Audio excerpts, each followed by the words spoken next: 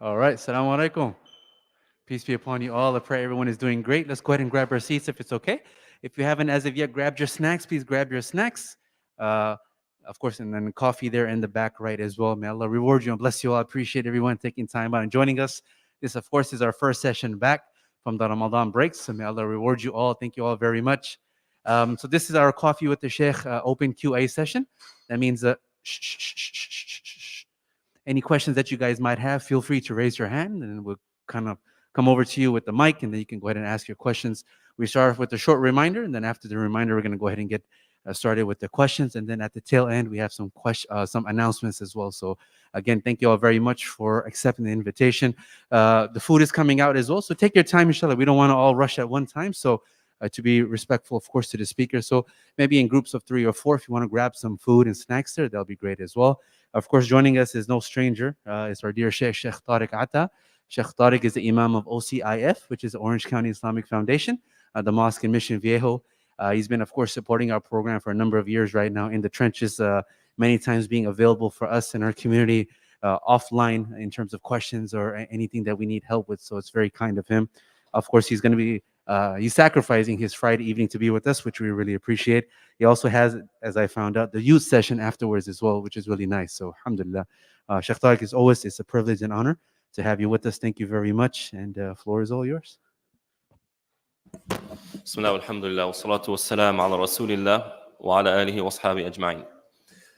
So if you look at the 66th or 65th chapter of the Quran, it's called the chapter of divorce, right? And it's called the chapter of divorce because most of the chapter discusses rulings around divorce and marriage.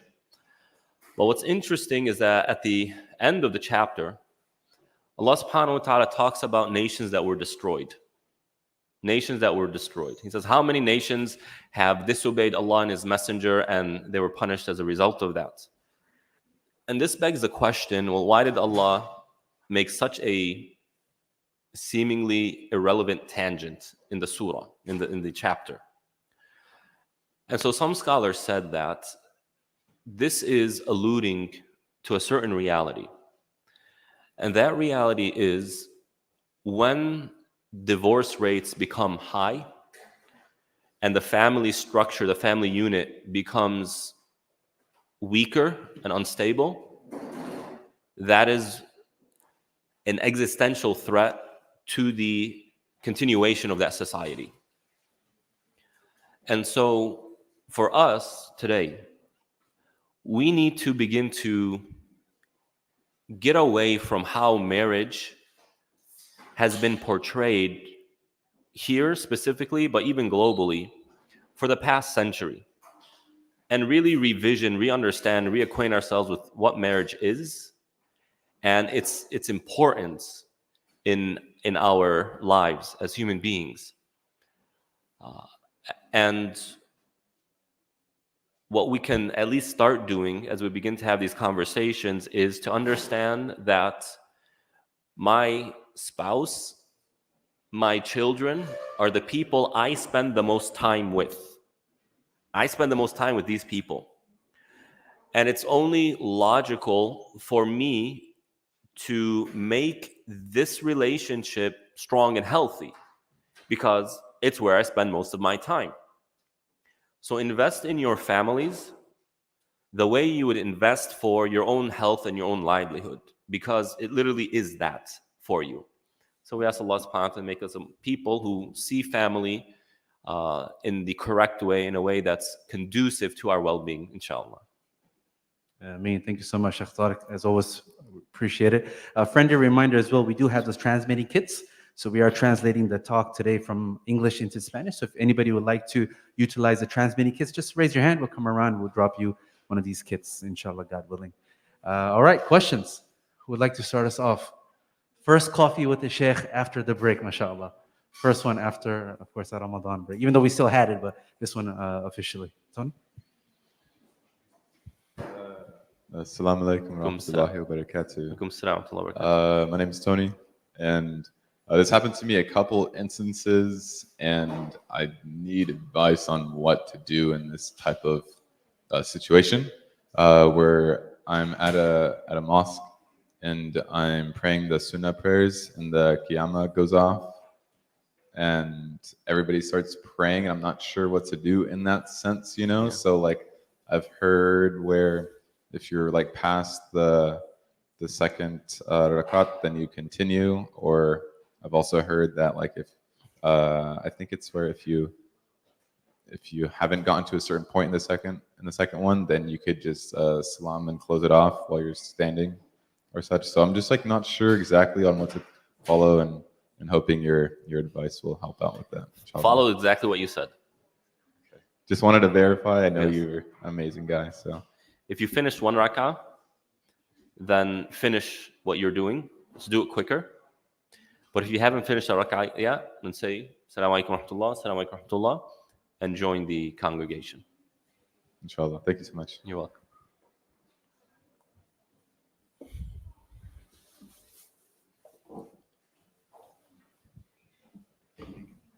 Appreciate it. Questions? Sheikh, maybe if I can throw one at you on behalf of maybe the community. Maybe you've already answered this or talked about this. I'm sure you're going to get a lot of this. How do you get the momentum or keep the momentum of Ramadan going after Ramadan, even though we understand we might not be able to get to that climax, but how can we, or what steps can we take to do that post-Ramadan? Yeah, I mean, I think this is a question of human nature and human behavior. And you'll hear a lot of talks about this. It's a popular talk post-Ramadan. And to be honest, I'm never really satisfied with what I hear, not because it's incorrect or anything like that, but because I don't think it's really considering human nature. Yeah, I don't want nice talk that gets me motivated for a few days, because that's what these talks tend to do. It motivates you for a little bit, but you can't keep up the momentum. The fact of the matter is, in Ramadan, we're motivated. We're motivated for certain reasons. One reason is the fact that it's an obligation. You have to do it. Another reason is because everybody else is doing it. You're kind of sucked into it. A third reason is because you know it's limited. You're not going to continue to do it. You know, it's just a little bit. You know, if you work, you know that sometimes there are some seasons in work, some months in work. Sometimes you get a project, you know that this is going to take a lot of work. It's going to take extra hours. But you're okay with that because you know sooner or later that will end and you'll go back to what you were normally doing before. Does that make sense? Are you following along here? So I don't find this to be a very effective way of continuing that Ramadan momentum. I don't want to continue momentum. What I want is, this is who I am. This is what I do. There's a big difference between I'm doing this because I'm motivated to do it versus I'm doing this because this is who I am. This is where we need to reach. An idea, a sense that I pray at night because this is part of who I am. I fast, Mondays and Thursdays. I fast a little bit throughout the year because that is who I am. And not because I'm motivated today. Motivation, I think, is cheap. I think it's inefficient. I think it's ineffective. It's not a strong strategy in my mind. So begs the question, well, how can we do that?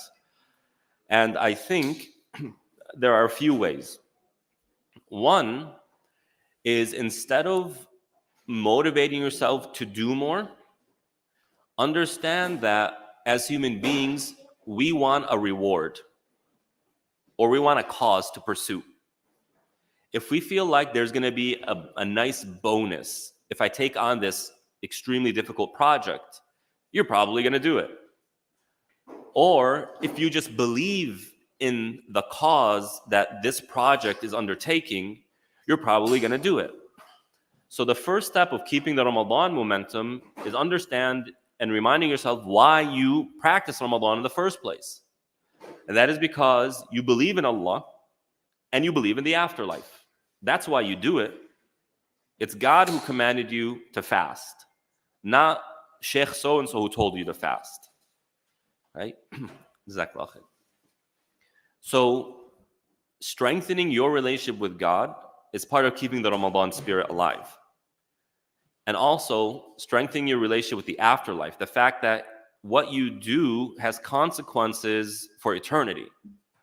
What you gain and reap in terms of good deeds in this life will have benefits for eternity. The more you can root this in your heart and let it grow like a tree, the more that you will naturally gravitate to good deeds because it's part of you. It's intertwined in you. You see the world that way. You will begin to see things like eating as petty, necessary, but petty. Like that, I don't want to spend my time doing this. It's so limited in what it can offer me. So I eat just because I have to. So you begin to change the way you see things. And this leads to the second point. To reacquaint or acquaint yourself with how you felt in Ramadan. How did you feel in Ramadan? I know for some of us, we felt tired, but we feel a sense of accomplishment. I did it. I went above and beyond. I kept myself together. I got through it. That's a good feeling. And for those who, maybe they're not on the ground working and they're not exhausted, they have the benefit of the spiritual side. Praying more has made me feel more spiritual. Fasting has really made me feel more spiritual. And that made me feel good. I felt good in Ramadan. I felt better about myself in Ramadan. I was more optimistic in Ramadan. And you begin to remind yourself, man, that's how I feel good. That's how I be happy in life. And this begins to change your perspective over the function of worship in your life. If you look at worship as, I need to do this, I want to do it, let's do it, unless your body feels like it needs it, it's hard to sustain it, right? I can promise you we're all going to eat today, tomorrow, the next day, because we need it. And we don't want to feel hunger. Hunger is painful. And it makes us cranky and grumpy, right? We don't want to feel that. So think about how you felt, how Ramadan made you feel, and understand it's not just because it's a month that made you feel that way. It's what you were doing in that month that made you feel that way. A lot of people today are unhappy. They're depressed. They're anxious. They're fearful. They're stressed out. Well, in Ramadan, if you were able to do away with those things, you felt relaxed. You felt a sense of purpose. You felt a sense of pride, identity. Then remind yourself what that did for you so that you understand, well, if I pray a little bit more, then I'll get a little bit more of what I was feeling. If I fast a little bit more, I get a little bit more of what I was feeling. So this is how I tend to approach it. And I hope that, we see it as a journey, right? It's not all or nothing in Islam. It's, okay, can I take one thing from Ramadan that I can continue to do in a reasonable way? And if I were to encourage you of one thing, I would encourage you to more frequently attend the last prayer of the day and the first prayer of the day. Prayer 1 and prayer 5. Try to be more consistent in this regard. Because if you could do that, which should be easy to do if you have a local masjid, then you're putting yourself in the environment that will build that spirit. And Allah knows best. Perfect. Thank you, Shaykh Tarik. Just a friendly reminder for those that are just joining us, please don't forget to grab your food. We have nice, delicious hot pizza, cold drinks, snacks. We have coffee here in the back as well. Number 2, if anybody would like to hear this discussion in Spanish, we are translating from English to Spanish. Just raise your hands. We'll bring you one of our transmitting kits, inshallah. Shaykh Tarik, next question, if I may ask, is of course the question about, is non-caffeinated, I think, inshallah. Right? Yeah, I was looking. I was about to ask, but I saw the label. It says decaffeinated. Allah bless you. Jazakallah khair. The question comes about the 6 days of fasting of Shawwal, the month after the 10th month, which in the month we're in. If you can just talk to us a little bit more about the 6 days, how do we go about it? Maybe the reward or something like that, we would appreciate it. Sure. So the Prophet, peace be upon him, said that whoever fasts Ramadan and then follows it up with 6 days of fasting in the preceding lunar month, the month that's called Shawwal, which we are currently in, then it's as though they have fasted all of time, all of their life.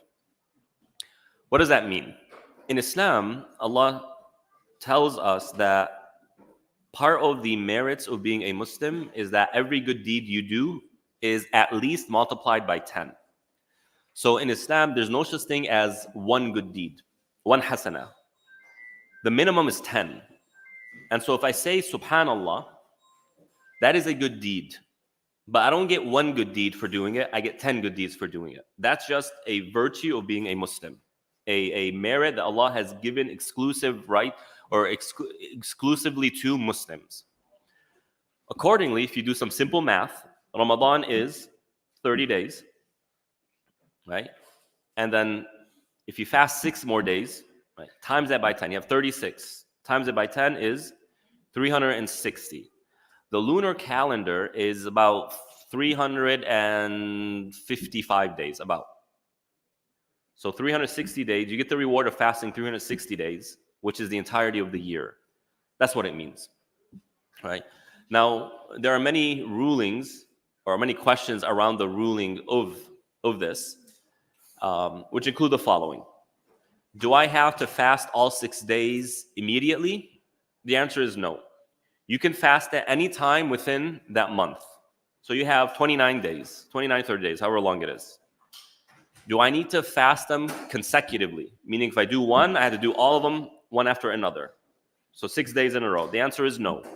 You can stagger them throughout the month. You can do all at once. You can do 2, 2, 2. You can do 3, 3. You could do 1 and then 5. Whatever you want. It doesn't matter. Any day of the week. Okay, another common question is, well, for the ladies specifically, or for men as well, if I need to make up certain days of fasting, right? A man was sick, so he needs to make up some days. A lady couldn't pray, she needs to make up some days. Does she need to make up those days before fasting the 6 days of Shawwal? Some scholars said yes, but the opinion that I follow is no, you don't have to. Because making up missed days of fasting, you have the entire year to do that. Right? You're not commanded to do it immediately.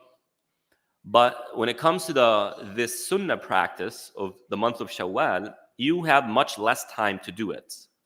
Right? So you can go ahead and do those fasts, and then you can make up the other fasts later on.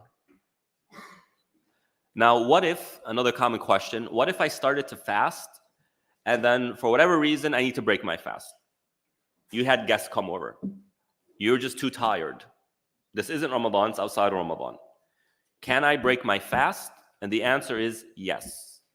Right? The answer is yes. Outside of Ramadan, if you are fasting, then you can break your fast and not continue it, regardless of the reason.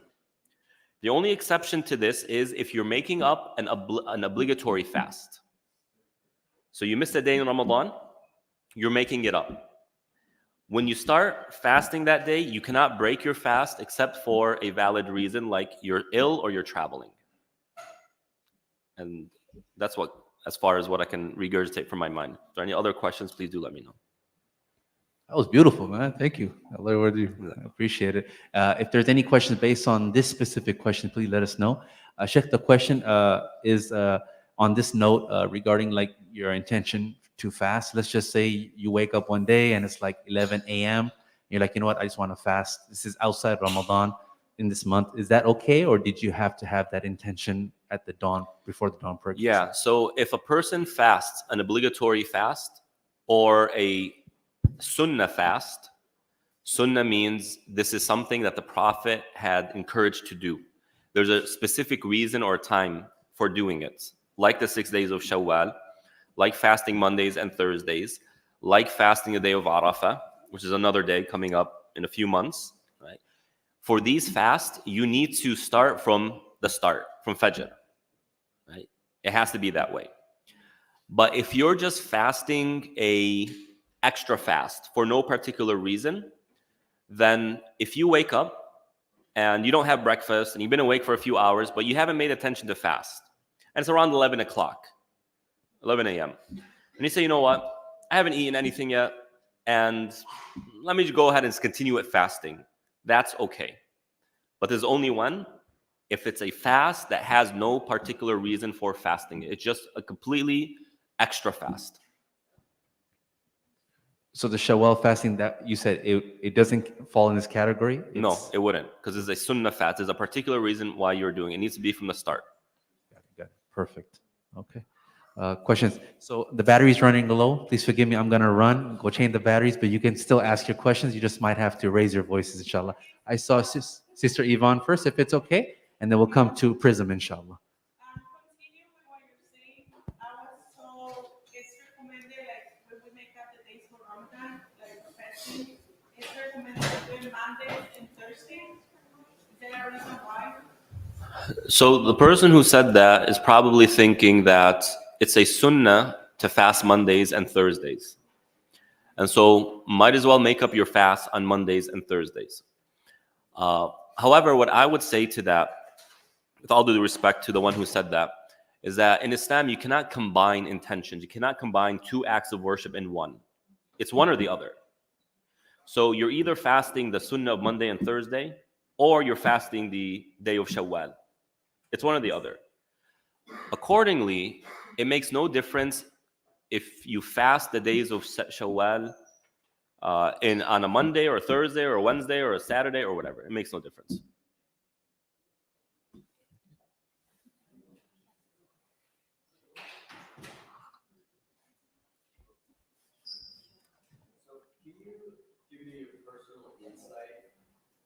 Academically speaking, of the term Islamic philosophy, Mm-hmm.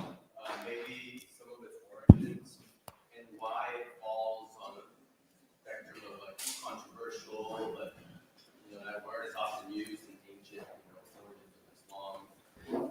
Yeah, I mean, this is a very, very specific question, right? And I'll try to give a little bit of background without going into too much detail. So there is this field of study within the Islamic genre called philosophy. Right? It's even in academia today, philosophy. And this term Islamic philosophy throughout the centuries is seen as very controversial and problematic within the Orthodox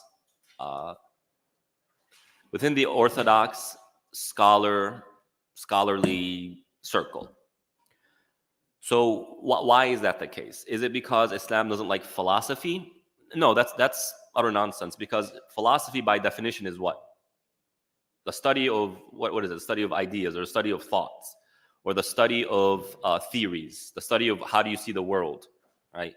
Or the study of rationale. What is rational, what's not? Islam's all about that.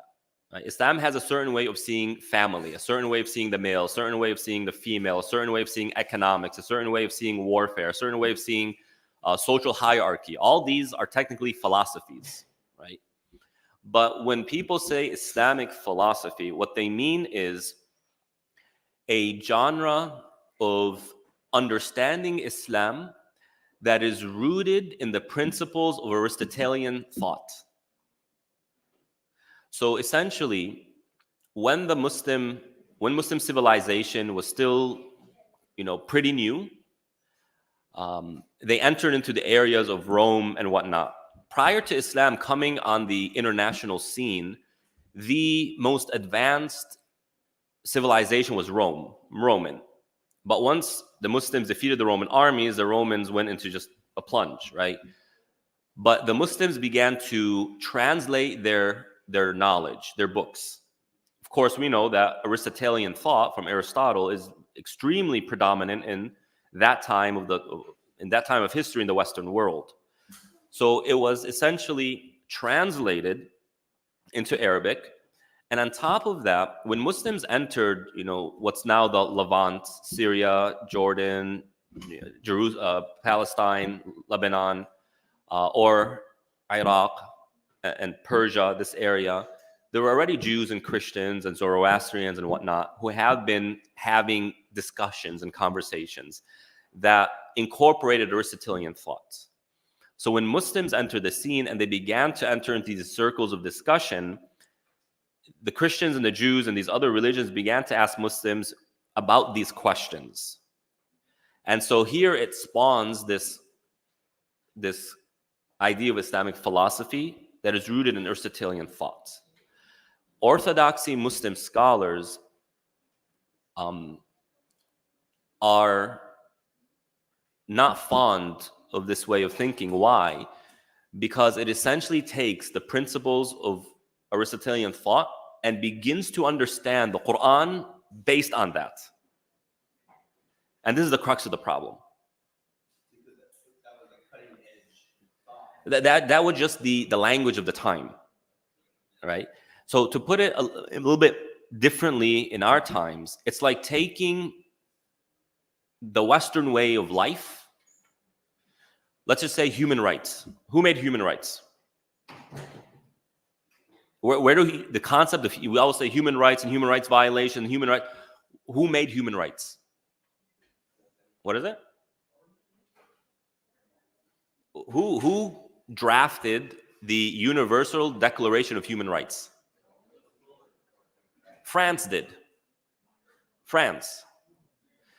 The Western world took it upon themselves to determine what human rights is for everybody. Now imagine taking that, which is of course is going to be influenced by Freud, by Locke, by all these Western Mills, all these Western philosophers, Rousseau. And now people take these principles and begin to understand Islam from that. Okay, human rights says that X, Y, and Z is immoral. Let's take the concept of polygamy. Sorry, ladies. The polygamy, this notion that a man can have more than one wife. In the West, that goes against like human rights.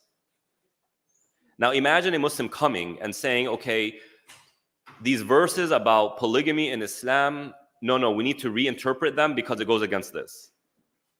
Who's the authority here now? Who are we submitting to in that case?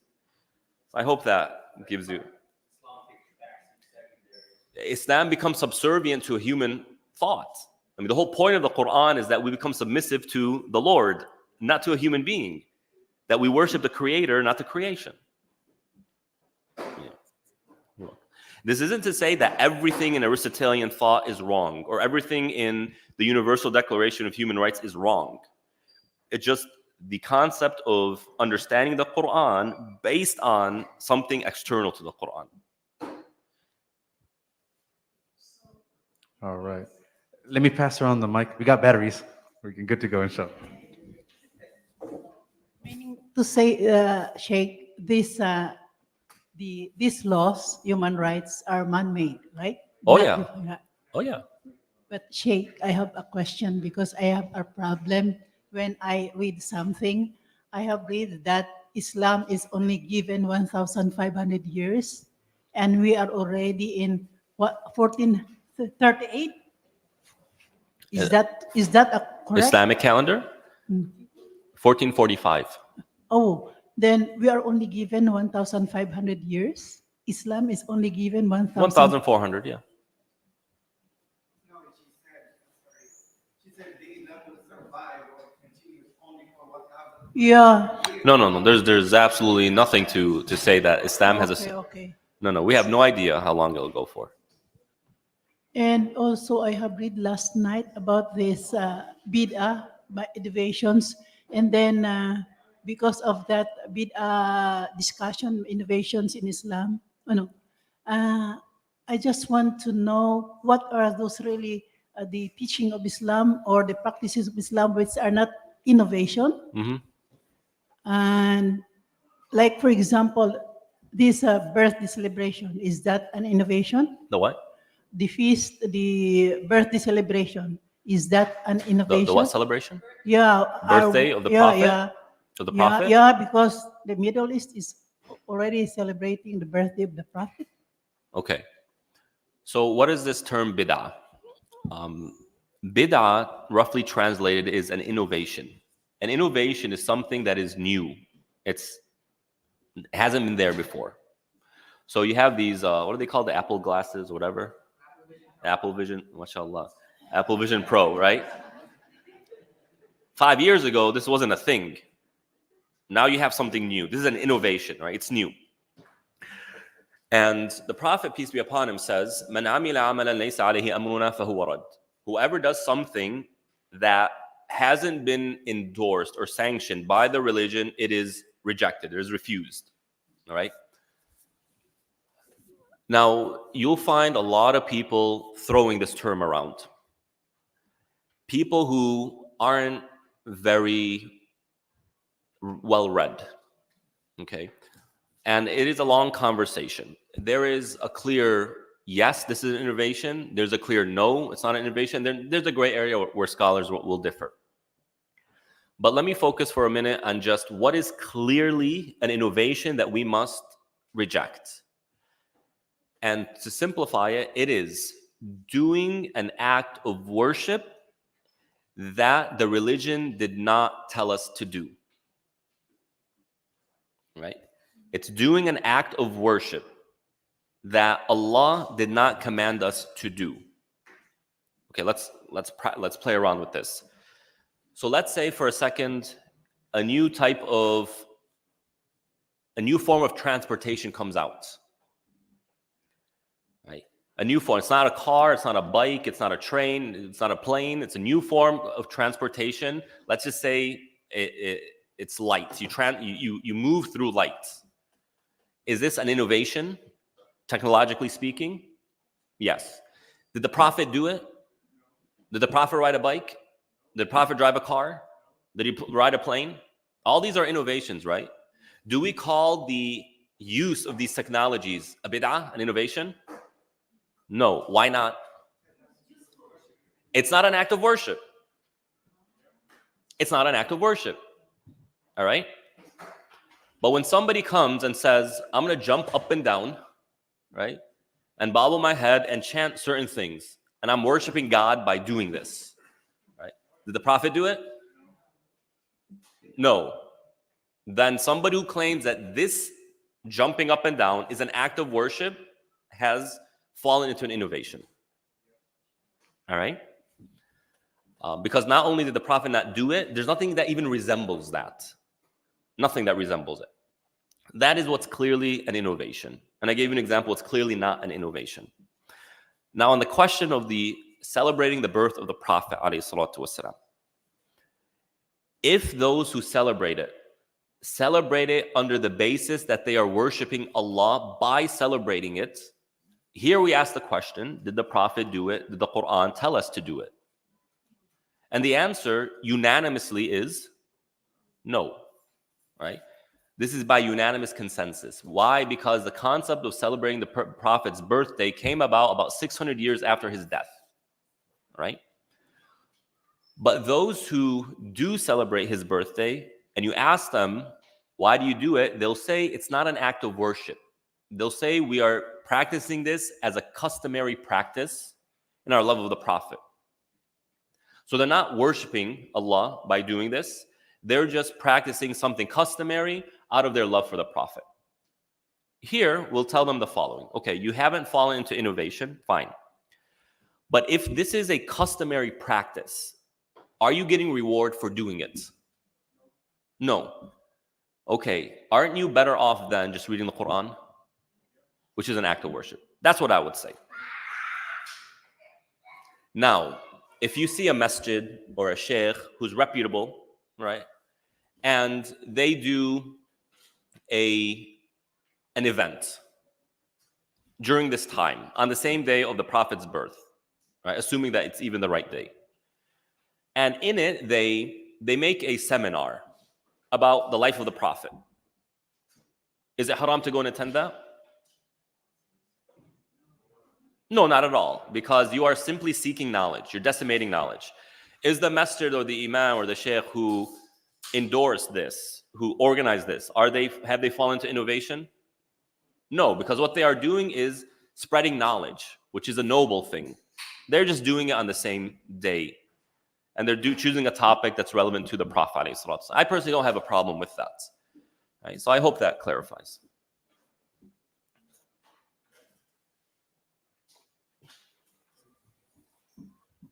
All right. Should move the mic around if someone doesn't have a question. Going back to the fasting, if we do the intention to fast the 6 days of Shawwal, can we start on a Friday? Yes, you can start any day of the month.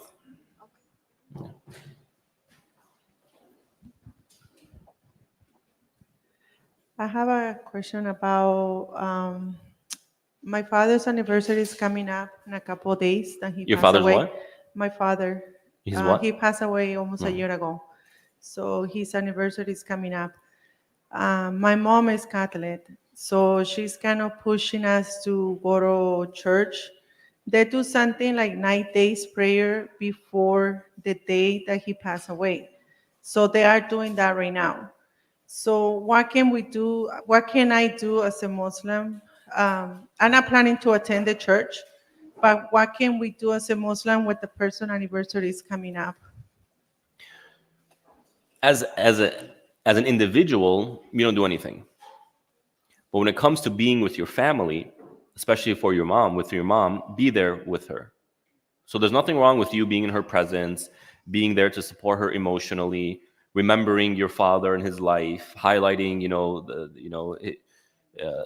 his good traits, whatever you're accustomed to doing. The only thing that you cannot do in that group setting is any act of worship. So you're saying I can be at the church with her, just not pretty much pray with them? Technically, yes, but if you've already said that I'm not going, then that's better. But beyond that, if you go, you could go to your mom's home, be there with them, have dinner with them, whatever you do, just don't involve yourself in any acts of worship. She stays with me, and this is another kind of dilemma because they also like to turn out candles Hmm. under the picture of the person who passed away. Yes. I don't allow that, so it's kind of like a situation where her, because she stays with me right now. So I feel kind of bad because she wants to do it for my dad, but at the same time, I kind of explain her, well, you need to understand too, I don't practice that and it's been years. Right. This is not that it's new for me. Okay.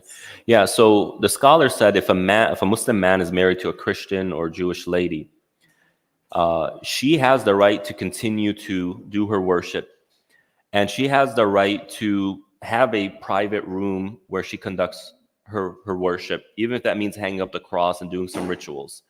So if your mom doesn't bring it up, then don't bring it up. But if she's adamant about practicing these things, if she has her own separate room, then let her do it in her room. She does. She prays her Bible, and I don't say anything to that. Yeah. So her room is hers. She's allowed to hang up the cross. She's allowed to do her rituals there. Okay. Thank you. You're welcome. To piggyback on that. We don't do piggybacks. Oh, that's right. We do horsebacks. Horsebacks or burros or donkeys or any of those things. Unless we're going to squash them. I wanted to know what the Islamic view was of visiting grave sites of parents, for example, that were not Muslim. Yeah. So the Prophet, peace be upon him, when he was on a travel, he passed by his mother's grave. His mother died before Islam, and aside from what happens after, in the afterlife, in this life she died as a non-Muslim. Right? So the rulings apply in that regard. So the Prophet was passing by her grave, and he asked Allah permission to visit her grave. So Allah gave him permission to visit the grave, but told him not to make dua for her. So you have the right, you are allowed to visit the graves of your parents and use it as a reflection for yourself. And if you can't make dua for them, you can thank Allah subhanahu wa ta'ala that He gave you parents, the blessings of parents. Yeah. You're welcome.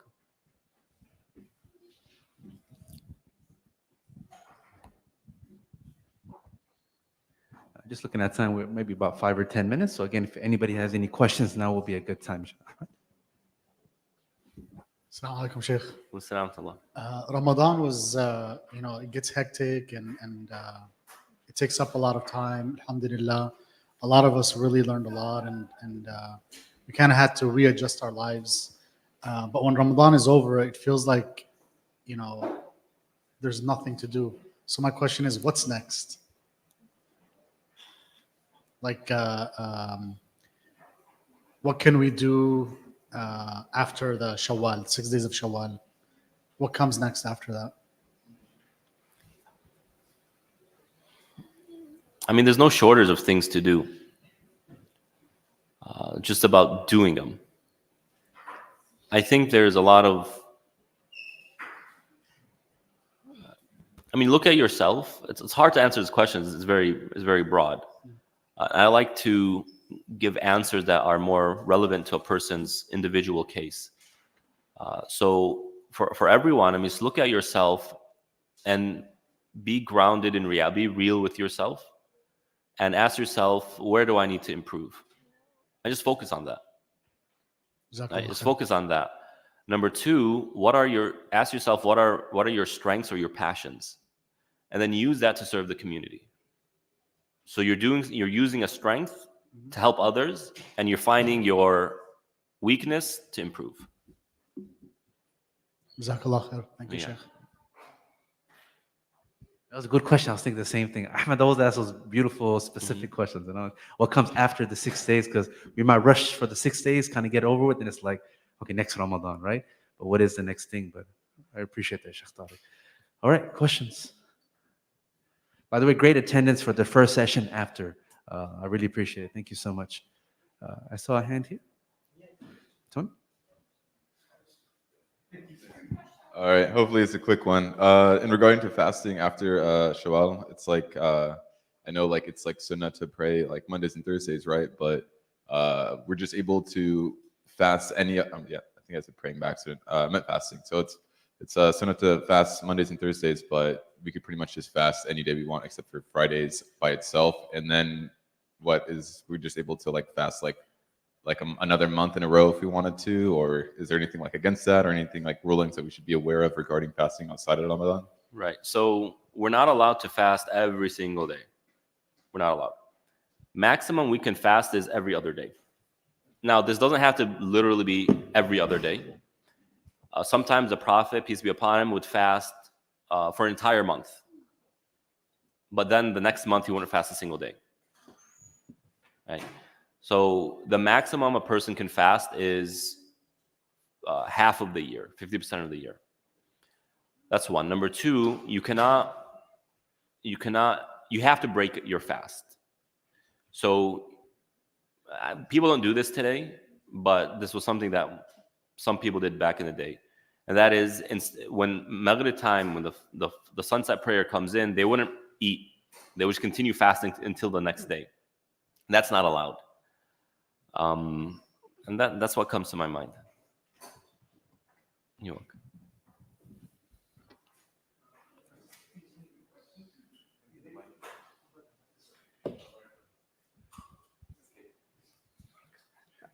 Thank you, Sheikh. There is a 2 months fasting in the row. Is that like for repenting to God or? No, there are certain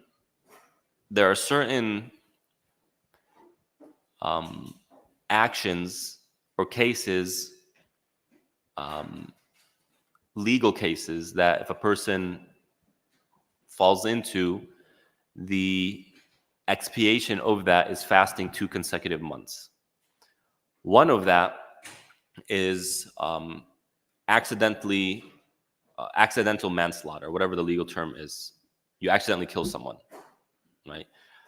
For example, you're driving, you're not paying attention, so you're in the fault.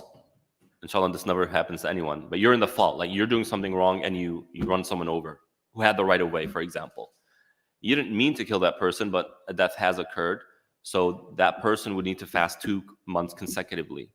And there are other scenarios, but that's just an example.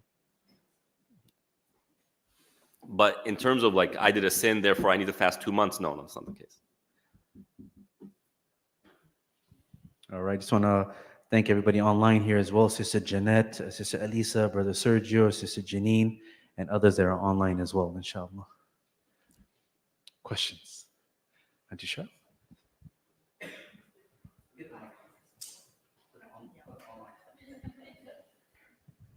Assalamu alaikum. I heard that you should not fast on Friday alone. Is that true? Yeah, it's discouraged. Okay. It's discouraged. Okay. I didn't know how detrimental it was, what level. Some people really exaggerate it, say it's haram and then no. The among the four schools, the most severe or the most conservative position is that it's discouraged.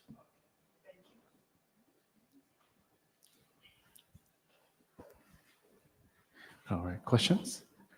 Rafa?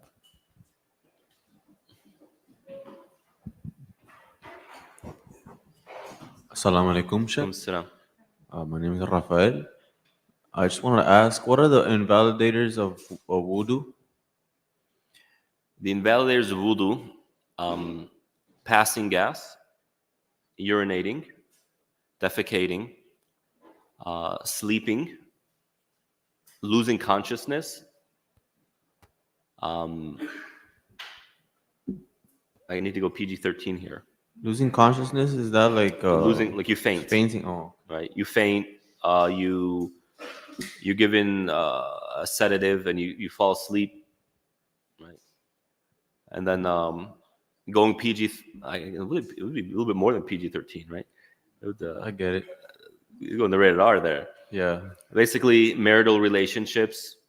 If you get my vibe here. Yeah. And I'm trying to find the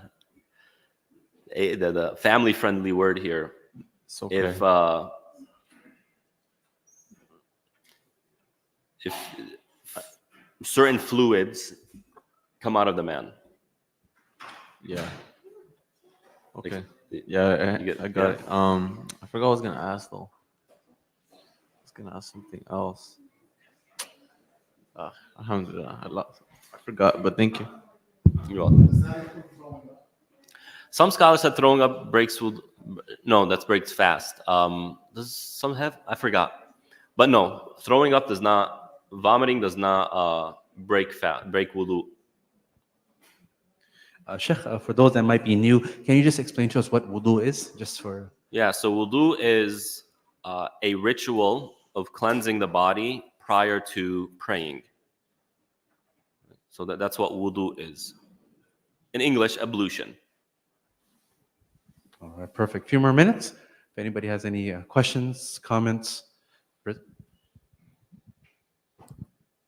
Sheikh, can you give us some insight as to the virtues and how and why it has been practiced for a long time that for a young child, like a newborn, specifically male, must be circumcised?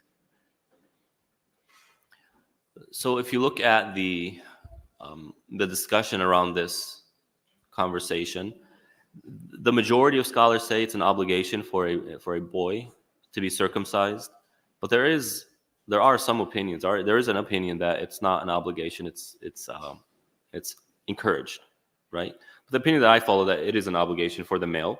The female is a whole completely different conversation.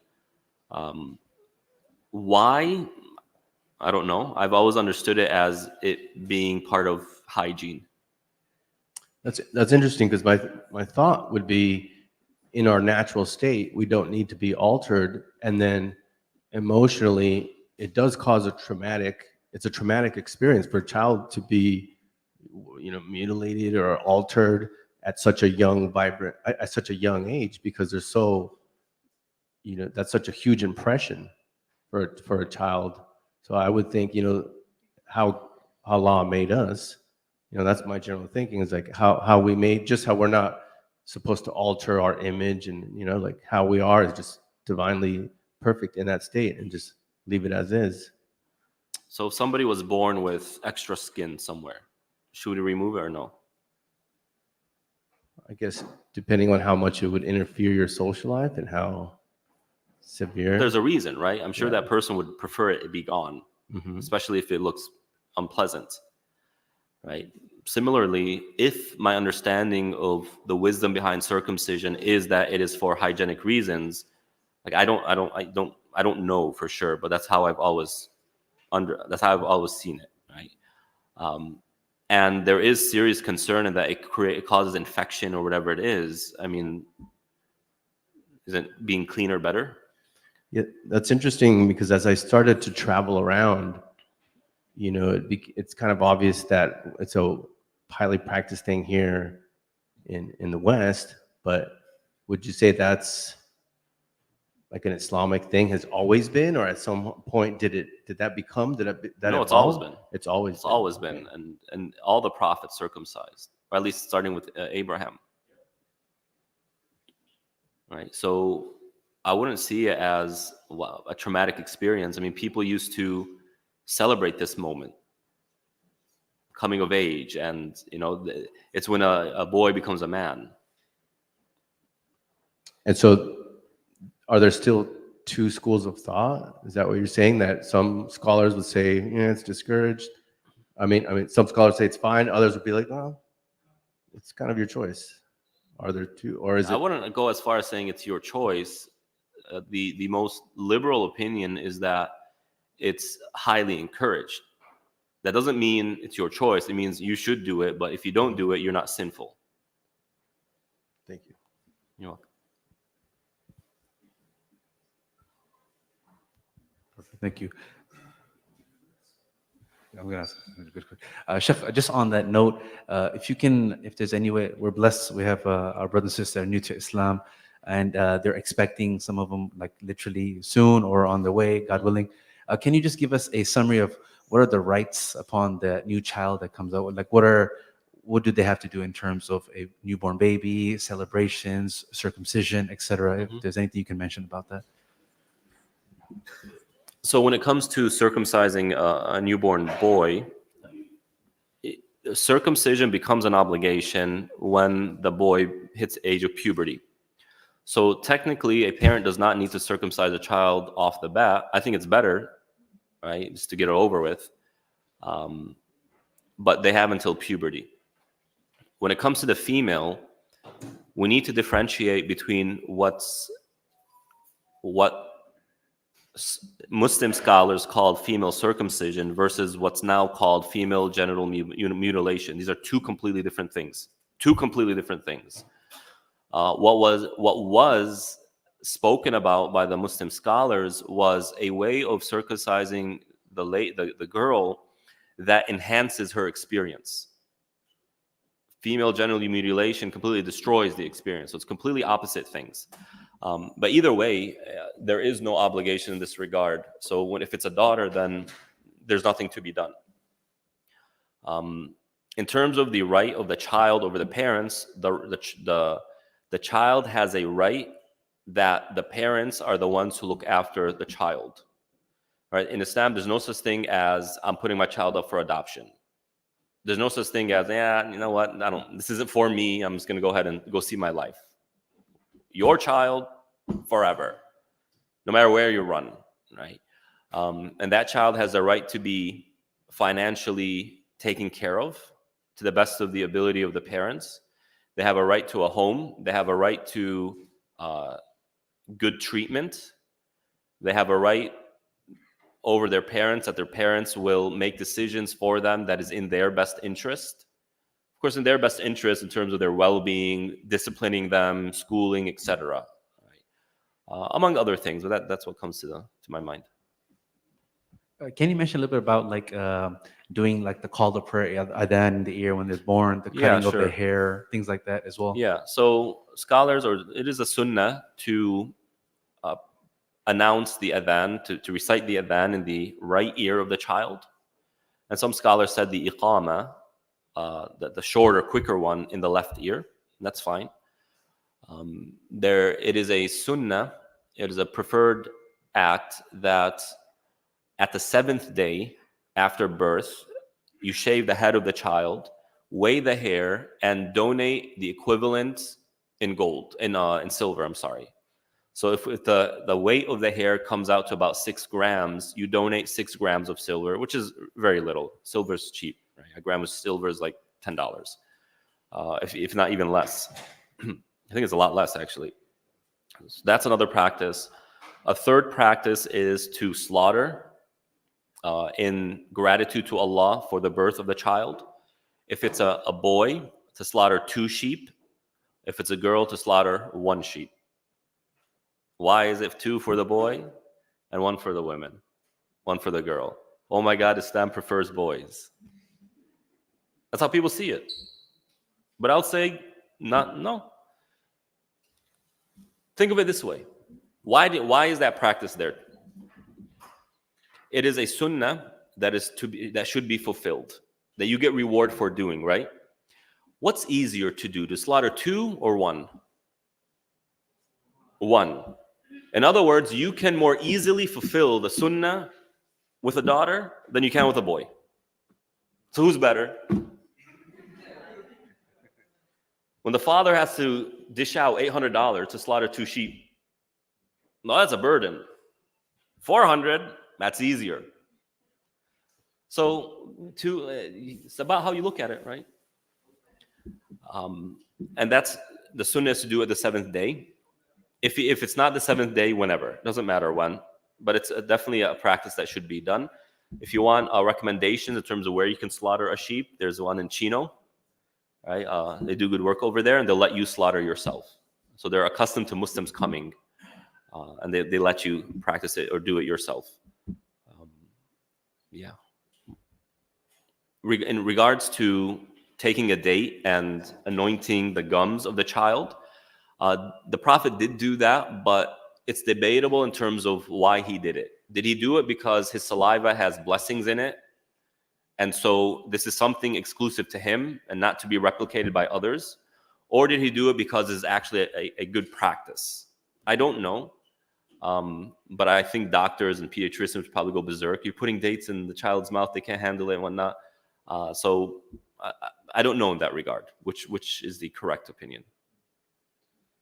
I'm done. Shaykh Tarik Ata, we have to call a session there. Sheikh Tarik, thank you so much. May Allah reward you and bless you. As always, loud Allahu Akbar for our Shaykh Tarik, please. Inshallah. 1, 2, 3. Allahu Akbar, mashallah. Inshallah. We're refraining from clapping sometimes. Okay. So, may Allah reward you. Some of you got the joke, inshallah. Well, not the joke, but the hint. Thank you so much, Shaykh Tarik. We really appreciate it. May Allah reward you and bless you. Of course, he has another session with the youth right after as well.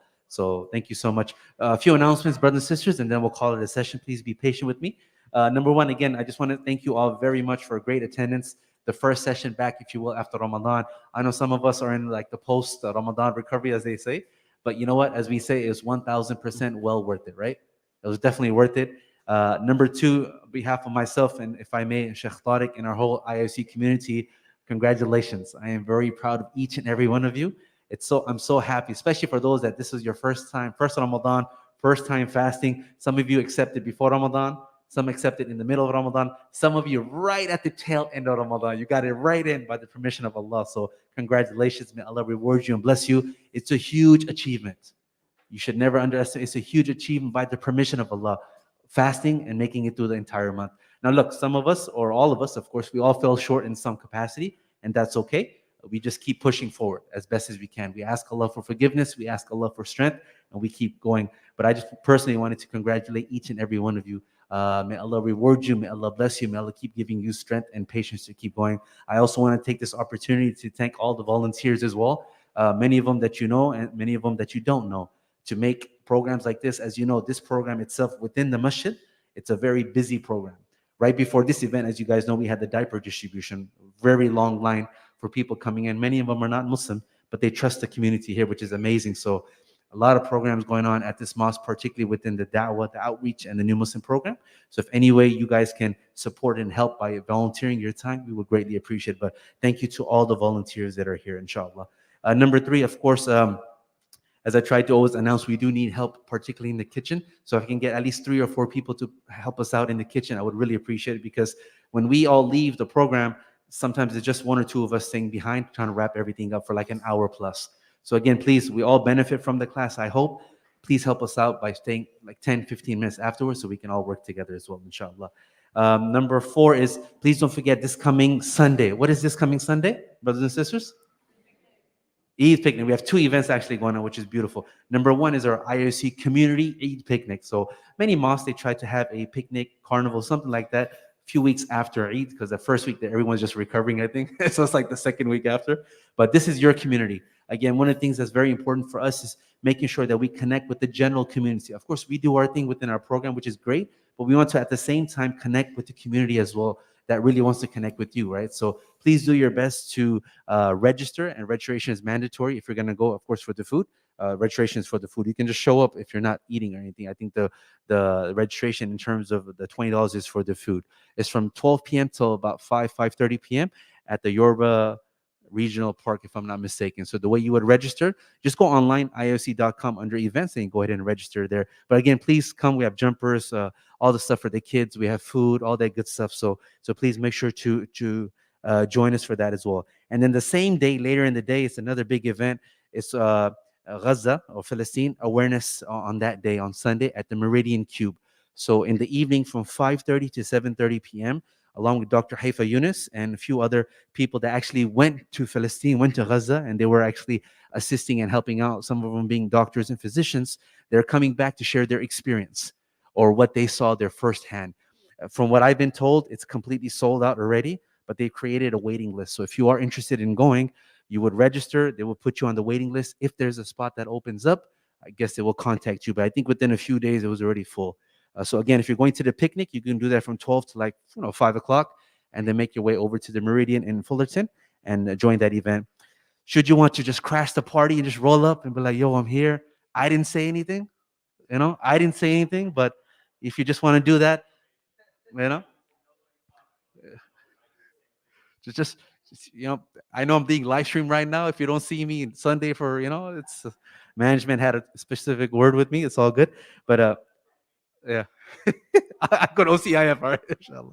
I love it. But it's a wonderful event, especially because these are our brothers and sisters, our community members that are physicians and spiritual guides, et cetera, that actually went there, saw firsthand what's happening in Palestine, in Gaza specifically, and now they're coming back and they're sharing with the community what they saw. Other communities nationwide, some of them that had this experience are doing this as well. I personally saw this at other masjids online. If you just Google it, and you'll see it on YouTube.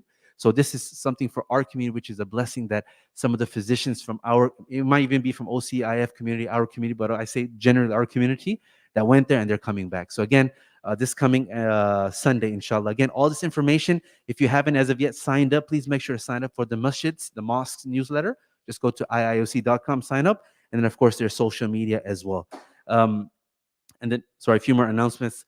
One of the last announcements is, of course, please don't forget about our food and all that good stuff on your way out. If you want to make a plate and take it, that'll be great. Coffee, all that good stuff is here as well. I'd like to also ask everyone to kindly keep our dear brother, of course, Prism, and his wife, Sister Taylor, in your du'as. Of course, Sister Taylor is almost there, almost at the finish line. May Allah bless him with a safe and healthy delivery. Inshallah, literally at the 39th week, I think, or right around that time. So may Allah make it easy for both of you, Kingston and Kingsley. You're going to be wonderful big brothers and sisters to the new sibling that's coming in. Again, please let us know if it can be of any assistance. And again, brothers and sisters, please keep our brothers and sisters in your du'as. And finally, just wanted to recognize people that are joining us here for the first time or continuing with us. Number one, I want to just welcome again Sister Elvira. Elvira, if you can just raise your hand. All right. She's, of course, our sister who's learning more about Islam. She's still on the journey. So may Allah reward you and bless you. I want to thank Sister Anaya for helping her out as well. And number two, I want to welcome Noura. Noura, welcome. I think this is your first time here in class. Sister Adriana was kind enough to bring Noura, who's joining us here for the first time. So thank you so much. We also were blessed. We actually had two shahadas, two people that became Muslim today during Jum'ah, after the Friday sermon. One is John. John is not able to make it here today. But second is Sister Lou. Sister Lou, if you can just raise your hand, she's actually joining us here today. So Sister Lou publicly did her shahada today. So we want to welcome our sister. May Allah reward you. May Allah bless you. And sisters, please make sure to connect with our sister. And then as that happened, I got a call. But because we were kind of wrapping everything up, I got back, and there's another mosque that reached out to us, a very dear brother, and he said, Brother Jamal, we also had another brother who embraced Islam at our mosque. We wanted to connect him to your program. Is that okay? I said, of course. So I want to welcome Brother Kenny as well. Kenny also embraced Islam today at another local masjid, and he'll be joining our program as well. Again, this is we're blessed. And also, Shaykh Tarik, if I may share with the good news, Shaykh Tarik, I had messaged me in Ramadan. They also had, I know on one particular day, I think 3 people that embraced Islam, 4 people in one day, correct? So it was a blessing. So we're seeing mosques nationwide that many people are embracing Islam. Literally, if you just see, I mean, there's one mosque, I think in one day they had probably 10 or some 10 plus, we are blessed throughout the month of Ramadan. We had a number of people that embraced Islam and also were referred to us, right? But again, what I don't want us to get into is the numbers game. We have 10, they have 20, they have 30. No. we have to do our best to be there for the day after, the convert care, the support system. As you guys know, after the hugs and all that good stuff, which is good, it can be very lonely, especially if you don't have a support system. So that's why we focus not only on the outreach, the da'wah, but also on the convert care, which is very important, the next day or the same day, if you will. Things like this. The educational component to this is important, but what's even more important or equally important is the socializing or just a family unit of us getting together, breaking bread together. That part is really much, it's missing, but we try to incorporate that in. So again, I hope you guys see the work that's going in behind this.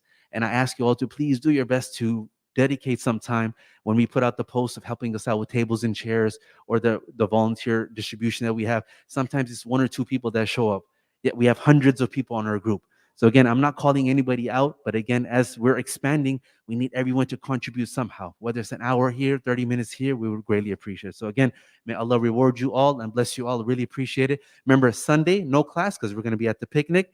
Again, should you want to crash the event at the Meridian after, you're most welcome to do so. Sheikh Tarik, it's always a privilege and honor. Thank you so much. What we'll do is, because we have a Friday night program, so again, you want to hang out with us after the sunset prayer, which at 8 p.m., we're going to have our Friday night program in here. You can join us for that as well. We're going to keep the chairs. We're just going to straighten them out. The tables we have to put away. Now, we have racks on both sides. We have a rack here and a rack there. So please do me a favor. Once we do put the tables away, let's put them on the racks. Once that's full on both sides, then we have a little side area for the tables here. But the chairs, we can keep it as is. Sister Rhonda, you had a question? Just hang tight 1 minute, please. Yeah, so Sheikh Tariq has another talk, but it's for the youth. We're all youth at heart, mashallah, all of us, but specifically for the youth department, yeah. That's going to be, Sheikh, is it in the Musalla? Upstairs, I think in the upstairs area if the kids want to join there, inshallah, yeah. But besides that, may Allah reward you all. Again, we do need help in the kitchen. If I can get at least 3 or 4 people to help me out, snacks here, and we'll see everybody for Maghrib in about 10 minutes in their prayer hall. Assalamu alaikum.